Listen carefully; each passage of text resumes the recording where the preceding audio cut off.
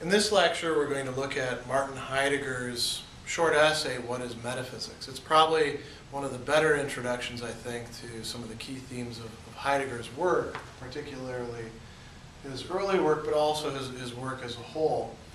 And this is a lecture that he gives early on in his career, but you can see some of the main themes already emerging and already integrated very well in this. And so he's asking this fundamental question, what is metaphysics? And you notice I put a bunch of other questions here as well that he's going to travel through, and then I put several quotations here. So before we actually go into the lecture, let's talk about these. To ask the question, what is metaphysics, is to ask the question, what is being, and what are beings? And metaphysics is a type of inquiry that traditionally in philosophy goes beyond other types of inquiry. In Aristotle's case, beyond the physics, beyond the phenomenal apparent world, to ask about the reality of things. Heidegger says that in order to think about this, and there's many other people who thought this as well, you also have to ask, what is human being? And one branch of metaphysics is what we call philosophical anthropology, or the philosophy of human nature. Heidegger is going to conceive of it in terms of Dasein, or being there, a particular type of being among beings that turns out to be human beings that has certain peculiar properties in its very essence. Then we've got this other strange thing, what is the nothing? Or what is nothing? And for Heidegger to do metaphysics is not just to ask, what are beings as such, and then what is this particular kind of being that, grasps other beings. It's also to ask about what is nothing, what is the non-being, what is beyond or underneath, or in some ways, the negation of being. And we'll talk about why negation by itself doesn't actually work. And here's the question that he actually starts with, and this is pretty typical Heidegger. He's going to traipse all over the place in discussing these things, and in very illuminating ways, but he's going to start with a question that he'll answer along the way fairly easily, revealing greater and deeper questions. So what is science? And then he's going to reframe it as what is the ground, what is the essence, or what is allowing science to be science. So he's beginning with this question, okay, what is science? Metaphysics is a type of science. If we understand science, not in terms just of the natural sciences or the social sciences, the way that we often do in the English-speaking world, but in the sense of a rigorous study of some sort. Wissenschaft, a rigorous study that is conducted according to its own norms, that attempts to be systematic, that attempts to get to the bottom of things. That's what a science is.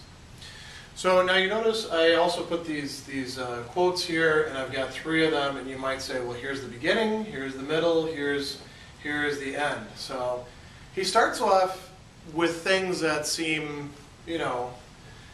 easy enough to get our heads around. Every metaphysical problem always encompasses the whole range of metaphysical problems, right? So anytime that we're going to do metaphysics, that we're going to touch on metaphysical topics like what is reality versus appearance, or what is the nature of freedom, or is the will in fact free, or does determinism rule, or what kinds of beings are there? We're not just trying to settle that particular question, according to Heidegger, and according to many other philosophers as well. Hegel, Nietzsche, going all the way back to people like Aristotle. These are not dealt with in complete isolation from each other. Well, that's something that's not too hard to grasp. The nothing itself annihilates. Now we're in the realm, right in the heart of what is metaphysics, and you might say, well, what does that mean? And actually, this is one of the phrases that was used by Heidegger's critics in order to suggest that maybe Heidegger's philosophy itself was just a bunch of nonsense. As a matter of fact, the logical positivist said, this is sort of the prime example of nonsense. Well, it's going to have a meaning in Heidegger, but we have to dig and we have to work our way through to actually get to that meaning. And then finally, at the very end, not the very last sentence, but close to the end, human existence can relate to beings only if it holds itself out into the nothing. But this going beyond is metaphysics itself. So it tells us what metaphysics actually is, and that we're actually doing metaphysics whether we realize it or not. But it's framing it in such a way that we don't at first understand it. Human existence can relate to beings only if it holds itself out into the nothing. So what does that mean, holding itself out into the nothing? Find a cliff and just sort of hang out into, nothingness? Well, that's not actually nothingness, and we'll talk about why. So that frames our inquiry. And we're going to move through this pretty quickly. I'm not going to be able to touch on every single important point in this because we're trying to get this done within a certain time frame. I should mention that I'm using the Krell translation. There's other translations available of this. Heidegger is somebody who's notoriously difficult to translate because he does a lot of playing around with language. But I think this is an adequate way of approaching it. So he says, what is metaphysics? The question awakens expectations of a discussion about metaphysics. This will forego. So Heidegger's already switching the deck at the beginning. Instead, we're going to take a particular metaphysical question. Why? Well, because any place that we approach metaphysics, any door we go in, we're going to be dealing with the rest of metaphysics. So we're going to start with this. What is science? He says, metaphysical inquiry must be posed as a whole and from the essential position of the existence that questions. We are questioning, so human beings are questioning here and now for ourselves, our existence, what determinate existence in the community of researchers, teachers, and students. So what is science is a good question to ask in that case. What happens to us essentially in the grounds of our existence when science becomes our passion, becomes the thing that's motivating us? So he starts off with some general reflections about what we can call scientific fields. And he says the scientific fields are quite diverse. The ways they treat their objects of inquiry differ fundamentally. And if you think about the university, not only as it is now, but also as it was in his time, there's a lack of unity to the different subjects that are studied. By the time that we get to our time, there's a lot of attempts to try to reintroduce some sort of integration or core to it, but quite often that's unsuccessful. And each of the disciplines tends to have its own norms, which don't, coincide too well, and sometimes don't even understand the norms of other disciplines. They reject them as being not as scientific or not as rigorous as their own. And so, there's a lot of, you might say it's almost like a little babble going on within every university. So he says, when we look at the sciences themselves, from their point of view, no field takes precedence over another, neither nature over history, nor vice versa. Each of them has their own type of rigor, their own type of perhaps exactness or not. And he says, according to the idea behind them, in the sciences we approach what's essential in things. So that's key. It's not just having a method. It's not just being rigorous in some sense of the term. It's that there's a pretense to actually getting at the things as they really are.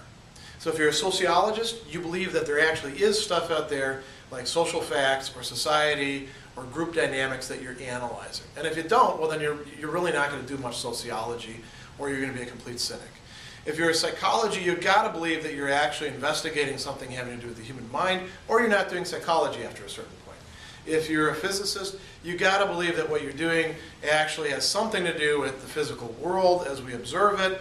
If you're a historian, whatever school you may belong to, whether you're a Marxist or a Laissez-aller historian, or pick whatever you want, you actually have to think there actually is something like history out there, maybe multiple histories, whatever you like, but there has to be something out there that you're actually trying to understand. So, how is science different from other things? He says, science is exceptional in that, in a way peculiar to it, it gives the matter itself explicitly and solely the first and last word.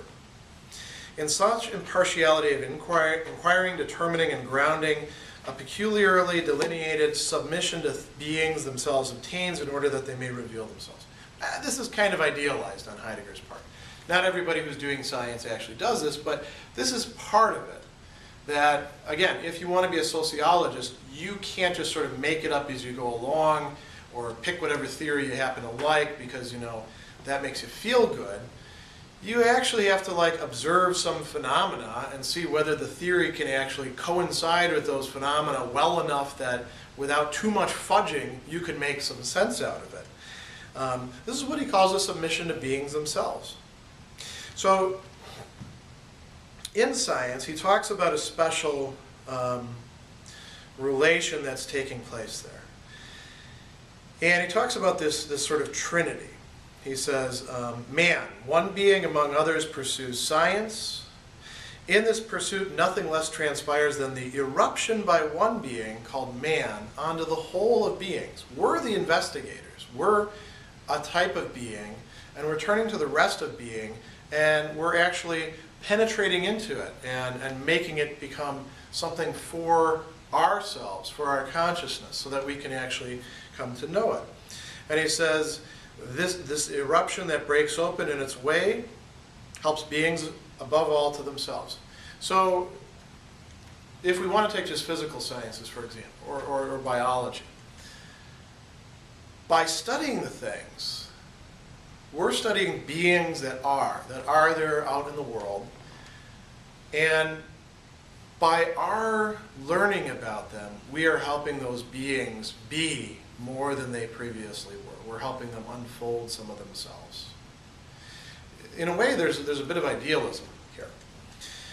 Now, I want to go on further from this and not dwell on that. Heidegger says, this trinity, relation to the world, attitude and eruption, in its radical unity, brings a luminous simplicity and aptness of Dasein to scientific existence. If we are to take explicit possession of the Dasein illuminated in this way for ourselves, and here's where he makes a critical turning, we must say, he says three things, that to which the relation to the world refers are beings themselves and nothing besides. That from which every attitude takes its guidance are beings themselves and nothing besides. That which the scientific confrontation and the eruption occurs are beings themselves and beyond that nothing. So we have, in each of these, beings themselves and nothing else. Here's where the critical turn takes place. Science looks at the beings themselves, and it doesn't look at that nothing. Heidegger is going to look at that nothing. So he says, what is remarkable is that the scientific man doesn't look at the beyond that nothing. What about this nothing? Is it an accident that we talk this way so automatically? Is this just a function of our language? Could we have a language in which there isn't any such thing like that? Or is there something essential going on there? He says, what trouble do we take concerning this nothing? The nothing is rejected precisely by science, given up as a nullity. But when we give up the nothing in such a way, do we not concede it? There's something about the very concept of nothing that becomes tricky in ways that don't apply to beings. And Heidegger's not the first person to grapple with this, by the way. As a matter of fact, I think that there are some philosophers who, if he had actually, looked at them carefully, he might have gone even further with this. I think St. Anselm is one of them, because St. Anselm actually has a lot of reflections on what nothing means. Now we want to move ahead to what he calls the elaboration of the question. We have to elaborate the question of the nothing. We have to ask, what is the nothing? And that seems kind of silly at first. And he says, we're going to try to ask about it. What is the nothing? Our first approach has something unusual in it. In our asking, we're positing the nothing as if it's something that is. We're talking about the nothing as if it is a being. And some ways in which people have tried to conceptualize this idea of nothing have been by talking about the way the mind carries out abstraction. We abstract away from all beings and then we negate that. So I would say somebody who fits that would be John Locke, for example. The idea is that you think about being and then just take that away and now you've got nothing left. Right? That's carried out by the intellect. And Heidegger says, well, that's not really original enough for us. Then the nothing is really an artifact of human thinking. It doesn't have any real being, existence. Even to talk about being or existence is a little bit of a misnomer here, but it doesn't It doesn't have anything of its own in that case. We can go even further. He talks about universal logic. And he says, thinking, which is always essentially thinking about something, must act in a way contrary to its own essence when it thinks about the nothing. Can we tamper, he asks, with the rule of logic? Is not intellect the taskmaster in this question of the nothing?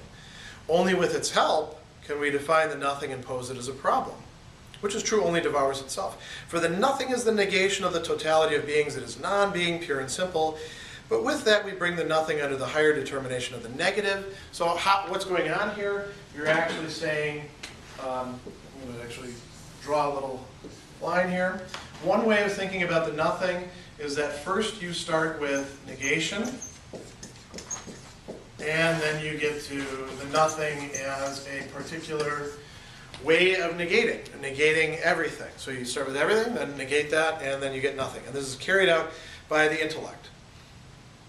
So yes, do not the not negatedness and thereby negation to represent the higher determination under which the nothing falls as a particular kind of negated matter?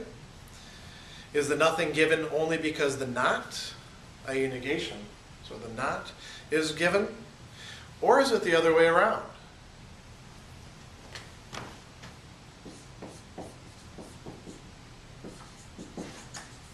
Is there first a nothing, and then only after that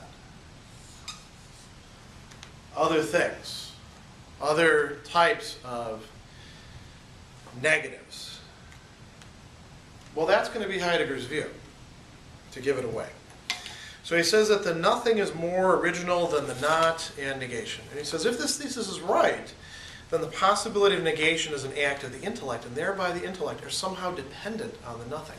So a massive shift of perspective has taken place here. Kant often talked about his own philosophy as carrying out a Copernican shift. And Copernicus had, shifted attention from the Earth to the sun.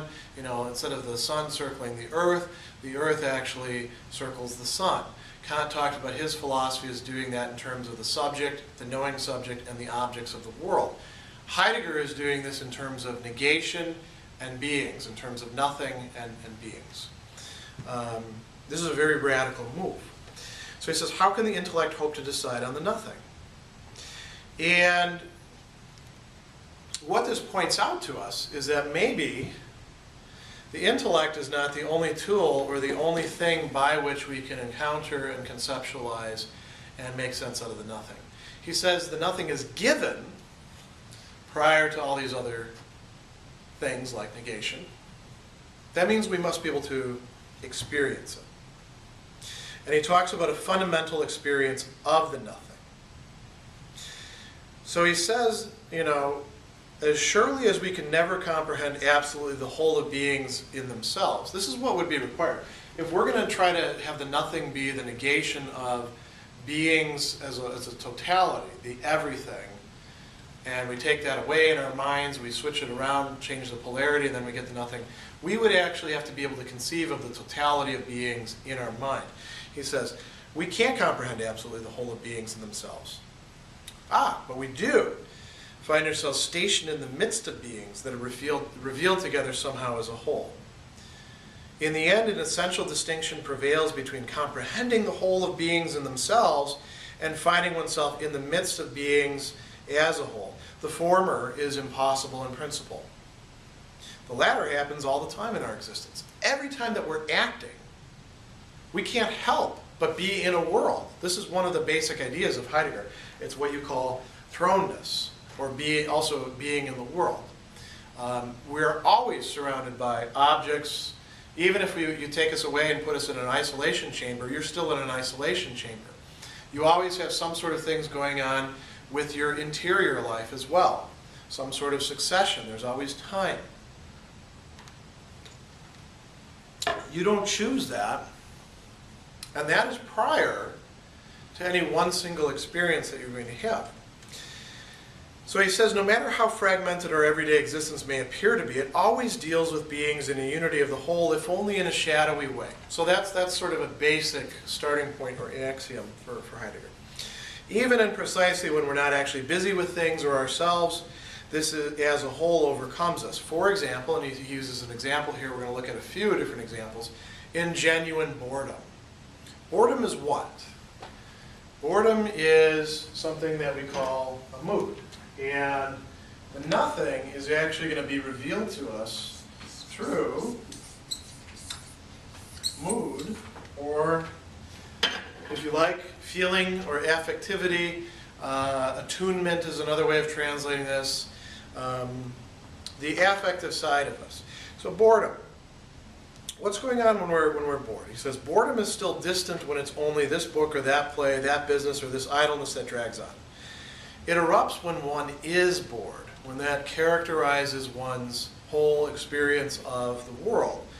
Profound boredom, drifting here and there in the abysses of our existence like a muffling fog, very nice phenomenological description, removes all things and human beings and oneself along them into a remarkable indifference. It's very difficult to describe moods, and Heidegger is fairly good at that. Some other people who, by the way, are very good at that in the phenomenological movement that Heidegger is part of would be Max Scheler, Dietrich von Hildenbrand, I would say Merleau-Ponty. Maurice Merleau-Ponty is also very good at that. Sartre, to a certain extent, is also quite good at that too. So, what's another possibility? He says another possibility of such revelation is concealed in our joy in the presence of the Dasein, and not simply the person of a human being whom we love. So he's talking about two different affective modalities there. The love that we bear towards the other human being, and he says not just their person, but their Dasein. So he means something deeper, right? Their very existence, their very being there. But this might also, we might not necessarily be romantic love. It could be care, could be friendship. And what does it produce? It produces a kind of joy. And joy is an affectivity. Joy is a mood. Joy reveals to us a different world surrounding us and a different world within us than does boredom. Or, before we go on to talk about some of the other moods that he's going to talk about, likewise, humiliation. If that is your fundamental way in which you're experiencing the world affectively, that's a very different world as well. Depression, sadness, another fundamental way of experiencing the world. Constant frustration, anger, another affective modality. And we could go through a lot of these. One of the things that he says is, he says, such being attuned in which we are in one way or another, in which we have a mood, and which determines us through and through, lets us find ourselves among beings as a whole. This is quite radical. Again, Heidegger is not the only person to be saying stuff like this. He's part of a whole movement of people who are paying attention to the affective life of the human being and how it actually pervades our intellectuality, our volition, our action, that affectivity is not somehow just, lower or posterior to what's going on with us, that it fundamentally pervades human being and our existence in the world. Dietrich von Hildenbrand again and Scheler are fitting in with that. Other phenomenologists, Sartre again to a certain degree, though he's coming after Heidegger, and Gabriel Marcel will be saying this. A lot of other people are saying this, Edith Stein. But Heidegger is going to focus in on one thing in particular. So let's look at that. He says, such being attuned in which we are one way or another, and which determines us through and through, lets us find ourselves among beings as a whole. So mood, affectivity, is kind of a glue. It's not just a filter through which we see the world. It's kind of a glue that holds together the particular configurations, that gives things the meanings by which they cohere with each other. So again, the angry person who's characteristically angry is seeing objects, the same objects, in different configurations and with different intentionalities than the person who feels joy, than the person who characteristically feels gratitude, than the person who characteristically feels sadness or boredom. So he says that this founding mode of attunement not only reveals being as a whole in various ways, but this revealing, far from being incidental, is also the basic occurrence of our Dasein, our being there. It's part of how we are into the world. We feel our way into the world, you could say. Now he says, if we do not let ourselves be misled by the formal impossibility of the question of the nothing, if we ask this question in spite of this, we have to ask, we have to ask how this is going to fit in with mood. What kind of moods can reveal to us the nothing? And he says, what we call a feeling is neither a transitory epiphenomenon nor simply an impulse, but when moods of this sort bring us face to face with beings as a whole, they conceal from us the nothing that we're seeking. So it's their very ability to reveal to us the world and different faces of objects that we might not have seen otherwise that prevents us from being able to see the nothing besides the beings in moods. Now he says, we come to share even less in the opinion that the negation of beings as a whole that are revealed to us in mood places us before the nothing. Such a thing could only happen in a correspondingly original mood, which in the most proper sense of unveiling reveals the nothing. Well, is there one mood among all the others, one affectivity, one feeling, we could say, that could reveal to us the nothing? Heidegger thinks that there is, and only one. So what is that? He says, this can and does occur, although rarely enough and only for a moment, in the fundamental mood of anxiety. So this is a central Heideggerian concept. You're going to see it, worked out at great length in Being and Time and in some other works as well, that anxiety is really the most important of all the moods. Why? Because it reveals to us something that the other moods cannot. So it's showing us the primordial, as he says, primordial significance or structure of Dasein, or human being. Anxiety, he says, is fundamentally different from fear. How is it different than fear? We become afraid in the face of this or that particular being that threatens us in this or that particular respect. So fear is always focused on some sort of threatening object, some sort of danger. Fear in the face of something is also, in each case, fear for something in particular, because fear possesses this trait of being fear in the face of and fear for. He who fears and is afraid is captive to the mood in which he finds himself. Striving to rescue himself from this particular thing, he becomes unsure of everything else and consequently loses his head. So fear has a sort of decentering effect, but it also focuses you on something. Anxiety, he says, does not let such confusion arise. Much to the contrary, a peculiar calm pervades it. Anxiety is indeed anxiety in the face of, but not in the face of this or that thing. You could think of it as an empty form if you want to be very conscious about this. Anxiety in the face of is always anxiety for, but not for this or that. The indeterminateness of that in the face of which and for which we become anxious is no mere lack of determination. So this is where you reject the notion of an empty conscient form, but rather the essential impossibility of determining it. That's what's characteristic about anxiety. It can't fix upon an object. That's what makes it anxiety. He says, in anxiety, one feels ill at ease, or literally, not at home, ein heimlich. What is it that makes one feel ill at ease? He says, we cannot say what it is before which one feels ill at ease. As a whole, it is so for one. All things and we ourselves sink into indifference, is how he describes it. This, however, not in the sense of mere disappearance, rather in this very receding, things turn toward us and unsettle us. The receding of beings as a whole that closes in on us,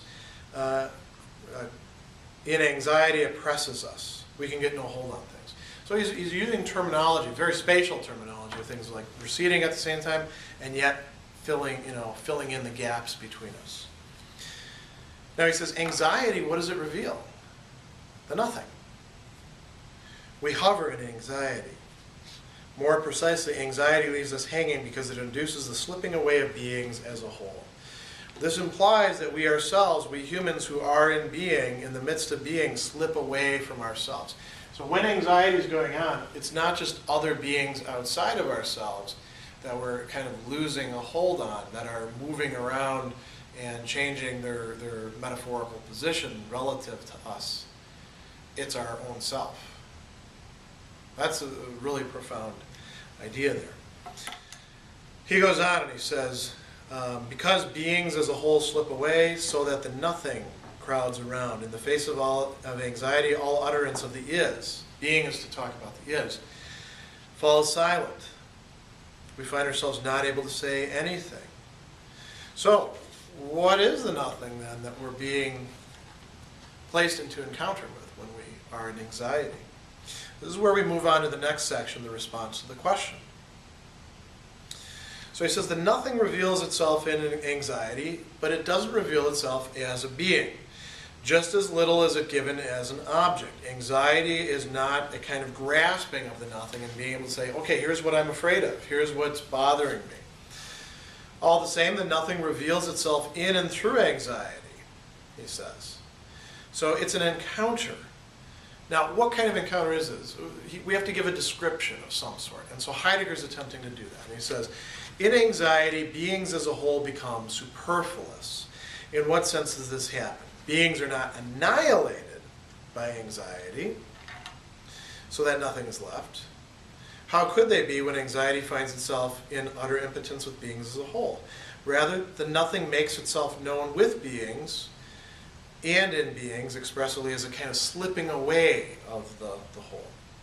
So it's not annihilation of beings. It's not destroying them. It's not effacing them. It's not erasing them.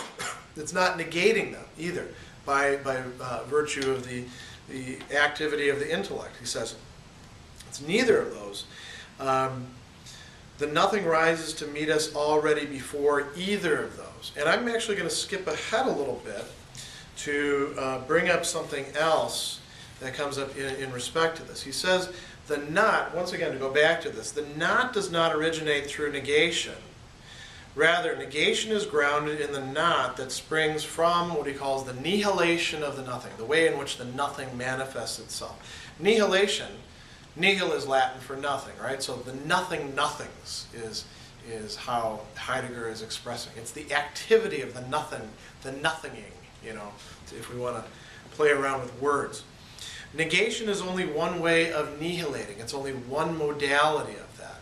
So negation, annihilation, these are two negative things, but they're not the nothing itself. They're after the nothing. They're not prior to it. They're not what gives the nothing its activity. Instead, what does he say? In anxiety, there's a kind of bewildered calm. The nothing itself does not attract. It is essentially repelling. But this repulsion is itself as such a parting gesture towards beings that are submerging as a whole. This wholly repelling gesture towards beings that are in retreat as a whole, which is the action of the nothing that oppresses Dasein and anxiety, is the essence of the nothing, nihilation. Now, that is not, that's a lot of words. That's easy to say, that's easy to read. What the hell does all that mean? That's one of the key points, I think, to go over. So let's look at that one once again. This wholly repelling gesture towards beings that are in retreat as a whole, which is the action of the nothing that oppresses Dasein and anxiety, is the essence of the nothing, nihilation. So let's work our way backwards. So put aside the word nihilation for a moment. The essence of the nothing. He's looking at what makes the nothing nothing. What is at its very core? So it's the action of the nothing oppressing Dasein and anxiety. It's what's going on in the experience of anxiety, which is not the experience of a thing, but of the nothing that pervades all these other things and allows them to be, in one way or another, Heidegger's going to say annihilated, but if we want to get rid of that technical term, let's say negative modalities to be used towards them. And we'll look at some of these negative modalities in just a few minutes. So he says, nihilation is not some fortuitous incident. Rather, it discloses these beings in their full, but heretofore concealed strangeness as what is radically other with respect to the nothing. Now this is a really important point. So we need to do a little bit of erasure here. And if we want to be really funny about it, we could say it's not Derridian erasure, but Heideggerian erasure. So we have beings.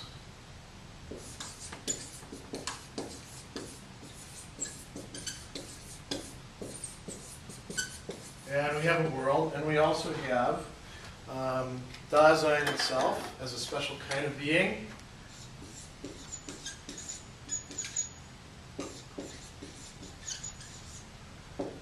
And these all exist because they're beings, right? And they are related to each other.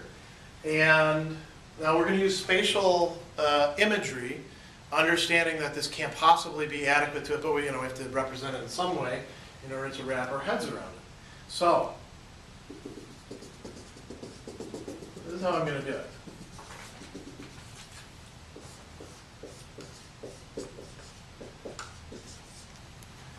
We should understand this in a sort of way like where the nothing actually has all sorts of roots and capillaries into the beings themselves. So it's not something just totally outside of beings, but it is something that pervades being at every single moment, every space, every interstice of the beings that are. So, the nothing allows the beings to actually stand out as what they are, in relation to each other, but also for Dasein. We're going to look at exactly how that occurs in some very important ways in just a few minutes, but this is a very original thing that he's talking about at first. He talks about this: only on the ground of the original revelation of the nothing can human existence approach and penetrate beings. Can there be a back and forth between human being and beings? It's the very fact that we're able to engage in these different nihilating behaviors, which include negation, but are not comprised solely within negation. So this nothing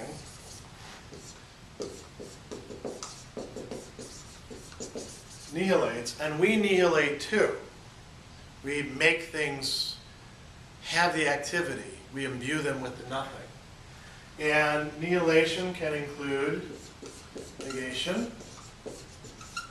It can include annihilation, destruction, right? But it's going to include other things too. So he says, Dasein means being held out into the nothing. Dasein is, and I didn't represent it quite as well as I should have, because it should have been like halfway, one way or the other. Dasein is not only in the world of beings, the plenitude of beings, it's also held out into the nothing. This is the condition of our freedom. This is the condition of our knowledge. This is our condition of our relations as Dasein with the other kinds of beings. Like he says, without the original revelation of the nothing, no selfhood and no freedom. This is also what allows us to have transcendence. We transcend beings. Nothing also transcends beings. Also, when we experience transcendence, we're always going to be tempted to turn that transcendence into a kind of being or configuration of beings. And as soon as we do that, it loses its character of transcendence, which means to be held out into the nothing, and it becomes something. So there's a kind of dynamic interplay there that goes on. In any case, let's go back to this. Dasein means being held out into the nothing, holding itself out into the nothing. Dasein is, in every case, already beyond beings as a whole. In the way that we exist as human beings, we are already something that exceeds the universe, the phenomenal world, even our own interior world as we know it. How is that possible? By virtue of the nothing. So he says, with that, the answer to the question of the nothing is gained. So this is a very key point. The nothing is neither an object nor any being at all. The nothing comes forward neither for itself nor next to beings, to which it would as it would adhere. For human existence, the nothing makes possible the openness of beings as such. It makes it possible for us to permeate beings, to penetrate them in knowledge, in action, in even our affectivity, our care for them, our interest in them. The nothing does not merely serve as the counter-concept of beings. It's not something that the intellect by itself derives. Rather, it originally belongs to their essential unfolding as such. In the being, capital B, of beings, the nihilation of the nothing occurs. Once again, one of those Heideggerian, you read it and you're like, whoa, what was that was said? In the being of beings, in what makes beings what they are, capital B of small b beings, the nihilation of the nothing occurs. The activity of the nothing occurs. So, what is that? Well, he doesn't actually tell us all the possible modalities of nihilation. He's going to tell us a few of these as examples. He says, going on a little bit further, negation cannot claim to be the sole or leading nihilitive behavior in which Dasein remains shaken by the nihilation of the nothing. Unyielding antagonism. So,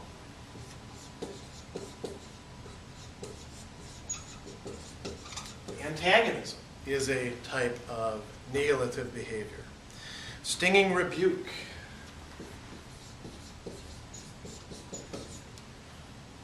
You can say rebuke by what, about what, but we're going to move past that. He says they have a more abysmal source than the measured negation of thought. Galling failure.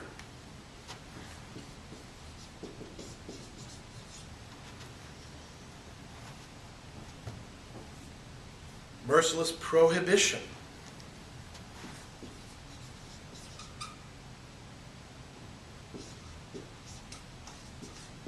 And finally, he gets to my favorite negative, because I'm a metaphysician at heart.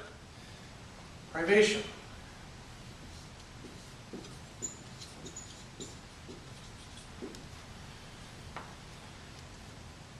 Bitter privation is more burdensome. He says these possibilities of nihilitive behavior, forces in which Dasein bears its thrownness without mastering it. Thrownness is like being put into the world that, without being able to control that, are not mere types of negation.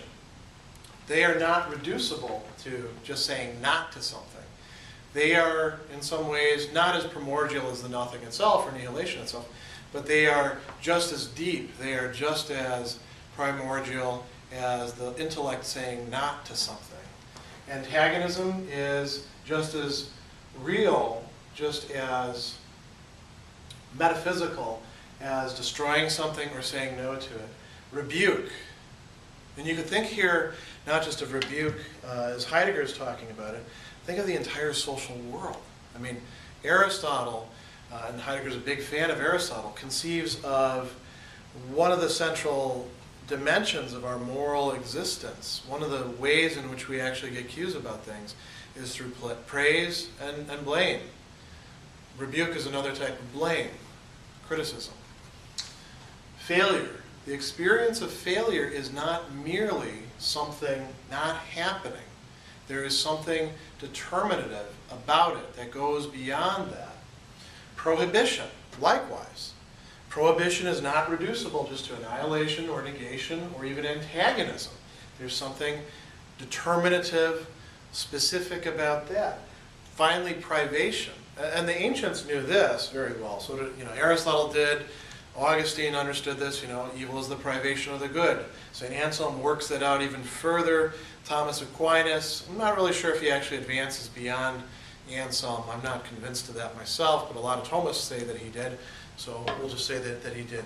The understanding of privation as something very different than a mere lack of being or being taken away or a negation of something. Privation is a lack of something that ought to be there. These are all types of nihilitive behavior. These are all things that Dasein not only has inflicted on it, but Dasein itself does, both with itself and with other Daseins, and with beings, and with the world, the totality of beings as a whole. He calls this the saturation of existence by nihilitive behavior. And he says that in this, anxiety is there. It's only sleeping.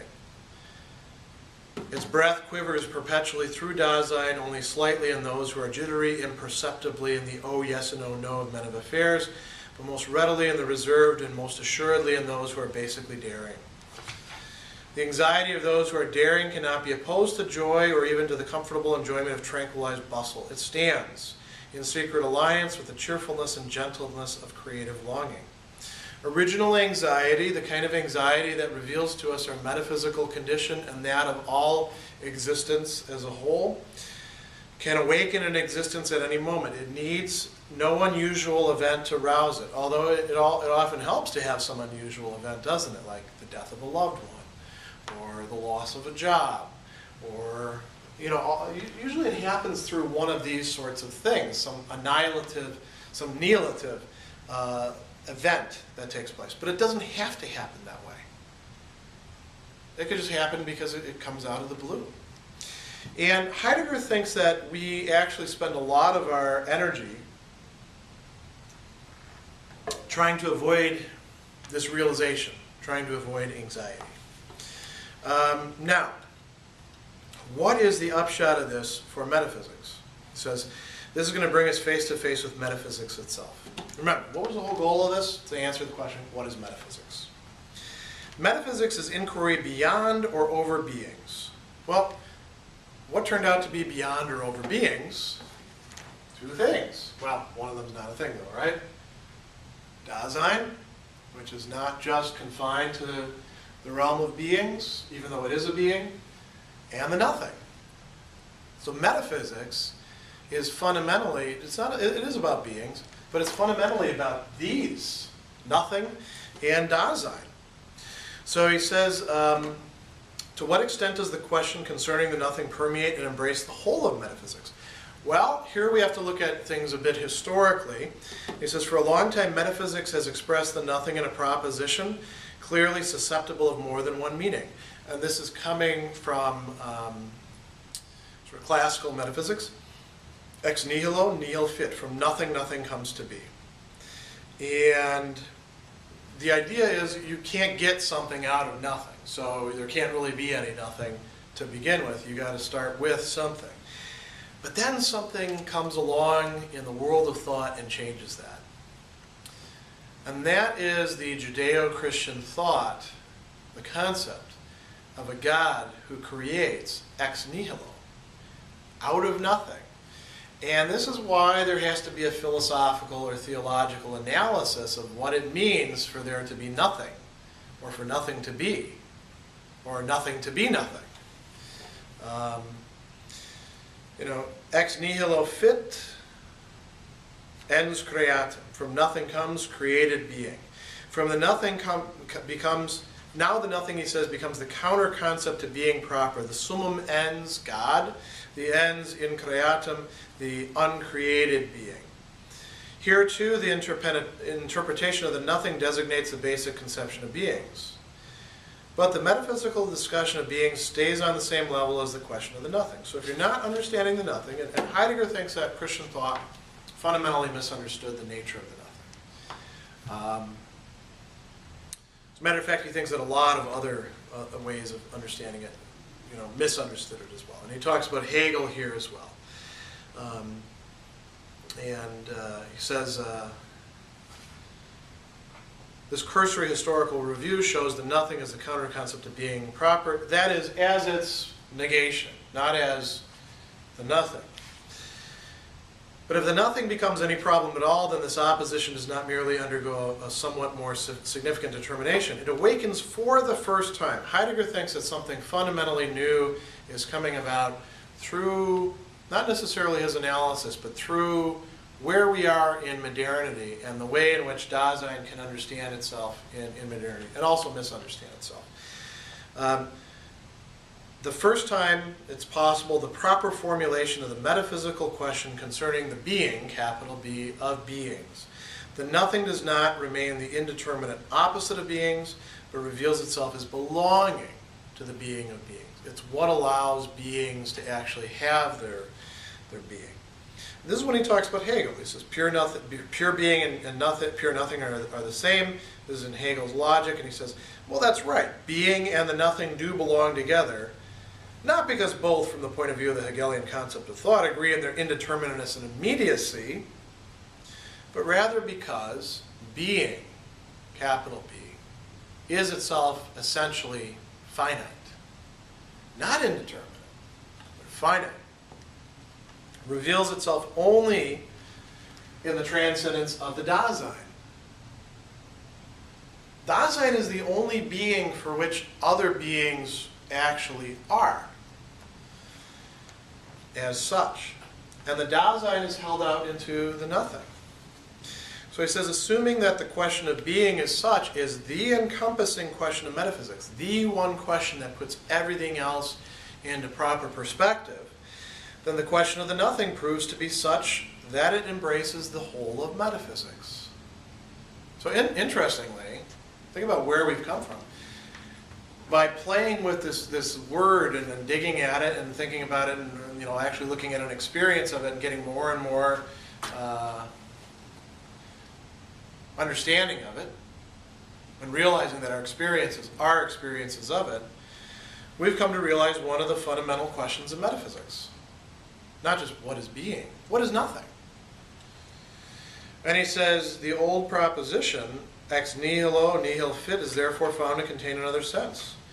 One appropriate to the problem of being itself, that runs ex nihilo, omne ens qua ens fit.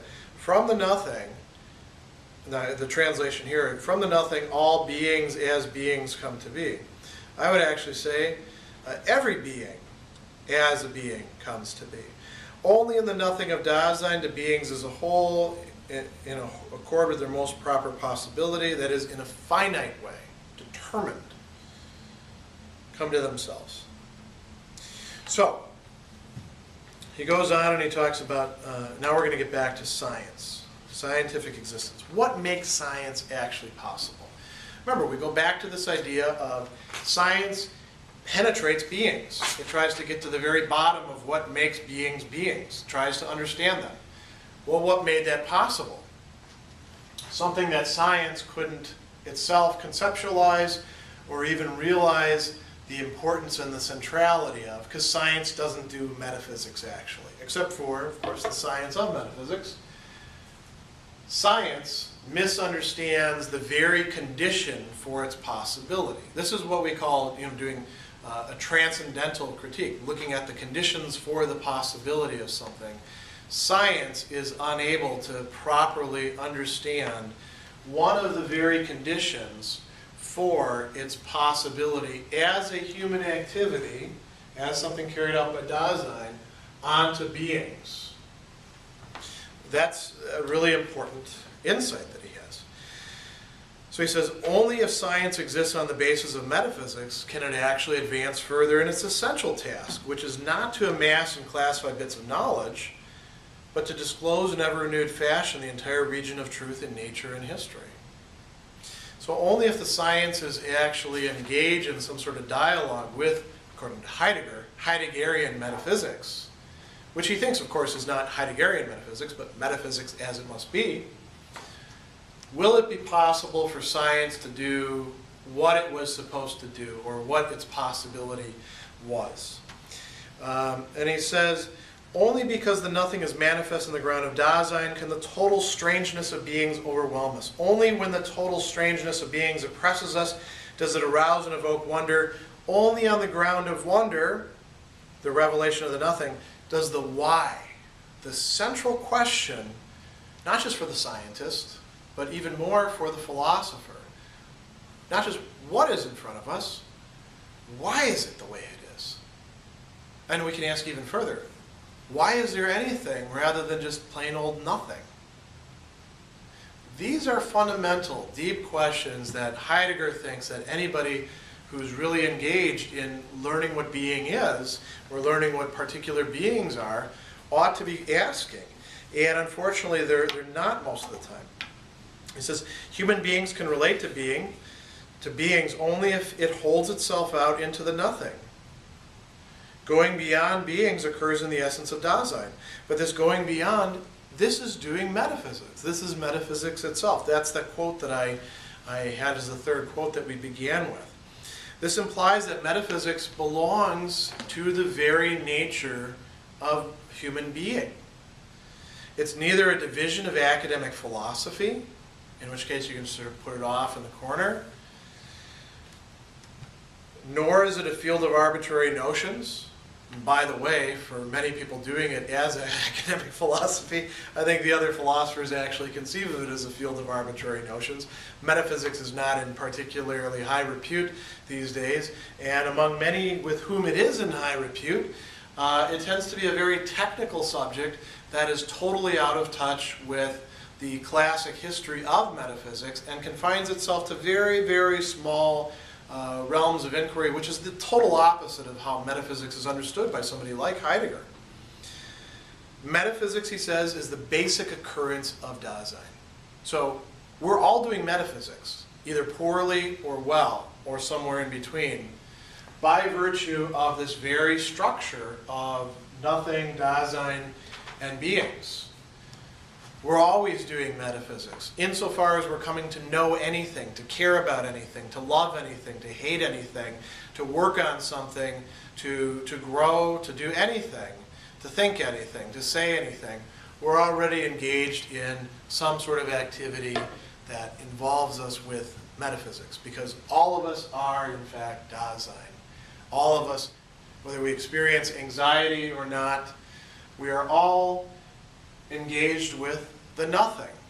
It's unavoidable, but it's also unsuspected. It's not looked at by most of us, and we have many ways of anesthetizing ourselves against it, of pushing it away, of making sure that these questions will never arise. To busy ourselves is one technique. To focus so much just on one particular thing, to get ourselves caught in dynamics that replicate themselves endlessly. These are all ways to keep ourselves from actually experiencing the kind of calm and stillness and all these things that, with beings receding and coming and oppressing us, that's involved in this fundamental mood of anxiety. So he says, what are the implications here? If the question of the nothing unfolded here is actually questioned us, the nothing is not something inert. It questions us. Then we have not simply brought metaphysics before us in an extrinsic manner, nor have we merely been transposed to it. We can't be transposed there at all, because insofar as we exist, we're already there. We're already engaged in metaphysics by the very kind of being which we have and which we are. It says, so long as man exists, philosophizing of some sort occurs. Philosophy, what we call philosophy, is metaphysics getting underway, in which philosophy comes to itself and to its explicit tasks. So, Heidegger has a very interesting conception not only of philosophy, but of all human intellectual activity that involves us in having to engage in metaphysics, and we're going to do that a lot better, in his view, if we actually ask and try to probe into this question, what is metaphysics? He provides us with an answer here. But it's an answer that requires a continual questioning. It's not a closing of the book and providing you with some data, some information, which then you write down on the test. This would have to be incorporated into one's own life as part of the life not only of the mind, but of activity, of affectivity, and of action.